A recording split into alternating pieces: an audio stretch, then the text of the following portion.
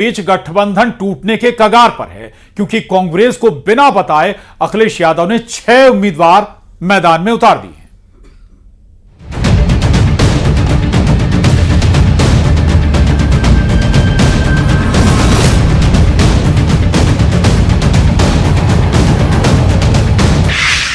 जिस बात की आशंका थी, जिस बात की चर्चा थी, उत्तर प्रदेश इंडिया गठबंधन से कुछ ऐसे ही संकेत मिल रहे हैं।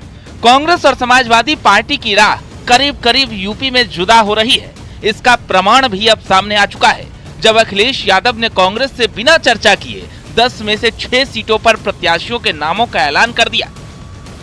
दरअसल कांग्रेस ने 5 सीटों की डिमांड रखी थी। फूलपुर और मझवा सीट मांगी गई थी। अखिलेश ने कांग्रेस को झटका दिया है। फूलपुर और मझवा सीट पर एसपी ने अपने प्रत्याशी उतार दिए हैं। 4 अन्य सीट पर भी प्रत्याशियों का ऐलान हो चुका है। फूलपुर और मझवा विधानसभा सीट पर समाजवादी पार्टी ने अपने प्रत्याशी उतारकर कांग्रेस के सामने मोलभाव पर पूर्ण विराम लगा चुकी है। सियासत में अपने ही साथी कितने तेजी से रंग बदलते हैं, इससे बड़ा उदाहरण और क्या होगा कि हरियाणा में विधानसभा चुनाव के रिजल्ट आए हुए अभी 24 घंटे नहीं हुए।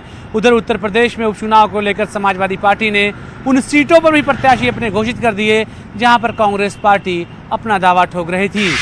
दरअसल अखिलेश यादव की नाराजगी कांग्रेस से पहले भी रही है, जब मध्य प्रदेश के चुनाव में उनके साथ गठबंधन धर्म की अवहेलना हुई और हरियाणा विधानसभा चुनाव में भी अखिलेश के साथ कुछ ऐसा ही हुआ। तभी तो पीएम मोदी ने भी कांग्रेस को परजीवी का सर्टिफिकेट थमा दिया। जहां सहयोगियों ने कांग्रेस पर भरोसा किया, वहां उन सहयोगियों की ही नैया डूब गई। कई राज्यों में कांग्रेस के खराब प्रदर्शन का खामियाजा उसकी सहयोगी पार्टियों को उठाना पड़ा। कांग्रेस ऐसी परजीवी पार्टी है जो अपने सहयोगियों को ही निगल जाती है। अब सवाल ये उठने लगे हैं कि आखिर कांग्रेस के सामने उत्तर प्रदेश में पहले उपचुनाव और फिर विधानसभा चुनाव में क्या विकल्प बचता है। हालांकि समाजवादी पार्टी अभी भी दावा कर रही है कि वो गठबंधन के साथ मिलकर ही चुनाव लड़ रही है। और इस तरह से उन्होंने फूलपुर को लेकर के, मझवा को लेकर के अपने कैंडिडेट डिक्लेयर कर दिए हैं। ये स्पष्ट है कि अब सपा और कांग्रेस का गठबंधन ठीक नहीं है। समाजवादी पार्टी उनके साथ अब अपमानजनक व्यवहार करेगी, जैसा अपमानजनक व्यवहार कांग्रेस पार्टी ने हरियाणा में अखिलेश यादव जी के साथ किया था। लेकिन वो गठबंधन करे या ना करे, भारतीय जनता पार्टी अपने गठबंधन के साथ बहुत मजबूती के साथ तैयार है। हमें हरियाणा में जिस तरह का आशीर्वाद मिला है, उससे कार्यकर्ताओं का आत्मबल और बढ़ा है। हम उपचुनाव में सभी की सभी सीटों पर राष्ट्रीय जनतांत्रिक गठबंधन के प्रत्याशी जीत हासिल करेंगे। देखिए, 2 बातें। एक तो करहल हम कभी मांग ही नहीं रहे थे। करहल सपा की सीट रही है, वहाँ पर उनका सिटिंग विधायक रहा है। तो हम जो सीटें मांग रहे हैं उस पर उन्होंने घोषित नहीं किया है। और मैंने कहा नहीं कि हम लोगों के बीच में आपसी सामंजस्य से बातचीत हो रही है और बेहतर तरीके से बात हो जाएगी। और कितनी सीटों पर हम लड़ेंगे दिल्ली में तय होगा। इसको पहले से अटकलबाजी करना इस पर ठीक नहीं है। भले ही कांग्रेस उत्तर प्रदेश में गठबंधन की बात कह रही हो, लेकिन हरियाणा चुनाव परिणाम के तुरंत बाद अखिलेश का फैसला कांग्रेस को सबक सिखाने के लिए काफी है, क्योंकि ये वही कांग्रेस है जिसकी वजह से अखिलेश यादव हरियाणा में कैंडिडेट नहीं उतार पाए और त्याग बलिदान के चक्कर में यूपी से बाहर खुद को साबित नहीं कर पाए। Bureau report, news 18।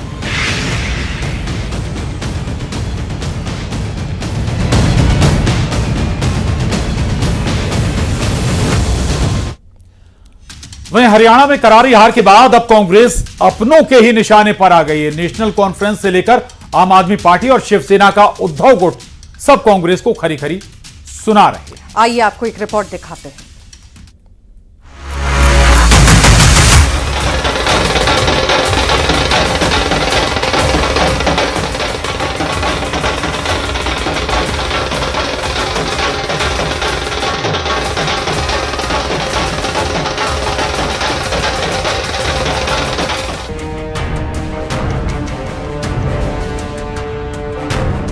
हरियाणा में सुबह तक जीत की जलेबी बांट रही कांग्रेस को अंदाजा भी नहीं था कि दिन चढ़ने के साथ उसके अरमानों पर हार की चाशनी फैल जाएगी और इलेक्शन में ओवर कॉन्फिडेंस के शिकार कांग्रेस को उसी के अलायंस पार्टनरों की खरी खोटी सुननी पड़ेगी। केजरीवाल ने कांग्रेस का नाम तो नहीं लिया, लेकिन अपने नेताओं को ओवर कॉन्फिडेंस में ना रहने की हिदायत जरूर दी।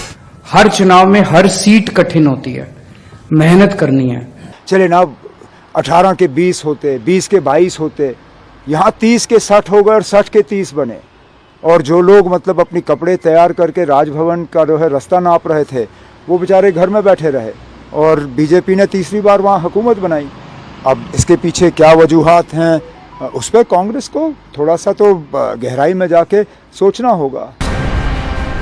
आम आदमी पार्टी के नेता राघव चड्ढा ने सोशल मीडिया प्लेटफॉर्म एक्स पर लिखा, हमारी आरज़ू की फिक्र करते तो कुछ और बात होती, हमारी हसरत का ख्याल रखते तो एक अलग शाम होती। आज वो भी पछता रहा होगा मेरा साथ छोड़कर, अगर साथ साथ चलते तो कुछ और बात होती। बड़ी बात यह है कि चुनाव के पहले आम आदमी पार्टी ने कांग्रेस के साथ अलायंस की पेशकश की थी, लेकिन कांग्रेस ने आम आदमी पार्टी को तवज्जो नहीं दी, जिस पर अब मनीष सिसोदिया भी ये कह रहे हैं कि एकजुटता में कमी रह गई। कहीं ना कहीं कांग्रेस को आत्मावलोकन करना होगा कि लोग तो बीजेपी को हराना चाह रहे थे, लेकिन उसकी रणनीति में, उसके चुनाव लड़ने के स्टाइल में, उसकी पार्टी के संगठन, उसकी एकजुटता में कहीं ना कहीं कोई कमी रही, जिसकी वजह से बीजेपी को दोबारा मौका मिला। आम आदमी पार्टी के बाद महाराष्ट्र में कांग्रेस के अलायंस पार्टनर शिवसेना उद्धव गुट ने अपने मुखपत्र सामना में भी कांग्रेस पर तीखा और करारा प्रहार किया। सामना के एडिटोरियल में लिखा गया, जीत की पारी को हार में कैसे बदला जाए, ये कांग्रेस से सीखा जा सकता है। आप है केजरीवाल साहब के नेतृत्व में हमारे जैसे छोटे छोटे दल है, हमारे खाते में 1-2 सीटें आ जाती तो जरूर ये जो चित्र है, ये निर्णय है जो जनता ने दिया, उसमें जरूर बदलाव होता है। और हरियाणा में कांग्रेस ने ये लड़ाई लड़ी है, वहाँ पे जो बाकी गठबंधन थे वो बन नहीं पाए थे और उनको हार का सामना करना पड़ रहा है। इतनी एंटी इनकम्बेंसी थी, हम देख रहे थे, सवाल उठाए जा रहे थे भारतीय जनता पार्टी पे, इतने इनकमिंग हो रही थी कांग्रेस पार्टी में, जो सबने राइट ऑफ कर दिया भारतीय जनता पार्टी को, फिर भी भारतीय जनता पार्टी जीत कर आई, उनके लिए बधाई का विषय है।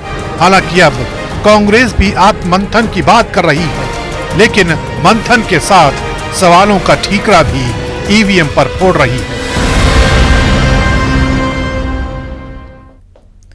तो हरियाणा में मिली करारी हार के बाद कांग्रेस का